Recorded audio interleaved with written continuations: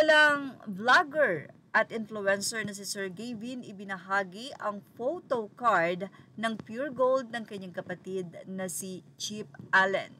Yes, nagkaroon na nga ito ng 1,800 reactions mula sa naging post ng isang 18 fan na si Adrian Alcacin, kung saan ay ibinahagi nga ni Sir Gavin ang nasabing photo card with SB90 na may picture pa ni Allen, na tuwan-tuwa naman si Allen. Kaya sa comment section ay napasay na ang mga netizen na nanonood din ng vlog ng nasabi nga pong kilalang vlogger na si Sir Gavin, na fan daw talaga ang Kapinpin Brothers, especially Allen and Gavin. Sa kanilang vlog ay makikita ang McDo na may mga photo pastel sa laptop. Nandun daw itong si Pablo. So parang si Stel talaga ang mahalima dahil karaniwan daw sa nakikita and Pablo ay yung dalawa. But anyway, say pa ng isa, may kalaban nga raw sila sa homecoming, ito ay si Allen. Hindi lang daw si Allen, pati daw si Sir Gavin. Say pa ng isa, napanood ko yung vlog nila kahapon, Kap, sabi ni Sir Gavin, bakit ikaw? Dapat ako. Siguro gusto niyang sabihin, dapat ako ang binigyan ng perks card.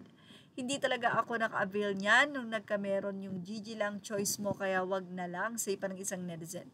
Meron ako niyan sa halagang 100, magkakaroon ka ng card niyan kahit mukha akong ulaga dun sa pic, ayos lang. Well, hindi ko alam kung ito po ba ay inire-request o automatic na may picture na kaagad ng SB19 para po doon sa mga nais. Siguro po ay ire-request nyo na pwedeng SB19. Ay nako, dito yung perks card ng Mahalima ayaw i-release nung magre-renew ako. Sabi uubusin daw muna yung sa girl group. Anyway, sino kaya sa kanila si Stel ang bias? Sir Gavin yata.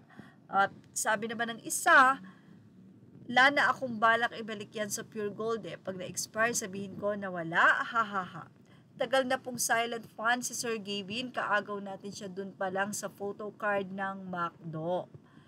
At say naman ng isa pa, OMG, simula nung na humaling ako sa SB, di ko na sila pinapanood, hahaha, 1 year ko na silang di napapanood.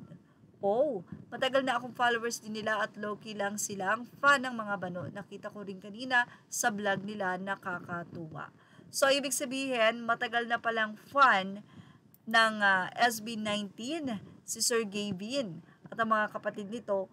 At ito nga ay patunay ng i-flex nga ni Sir Gavin ang nasabing photo card ng pure gold na meron si Allen. Kaya naman, tila medyo selos pa itong si Sir Gavin na. Bakit si Allen? Dapat daw siya ang may perks na ganun.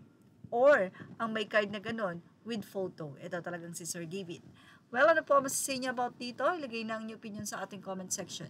Images are all credit to the rightful owners. Thank you for watching. Showbiz Now.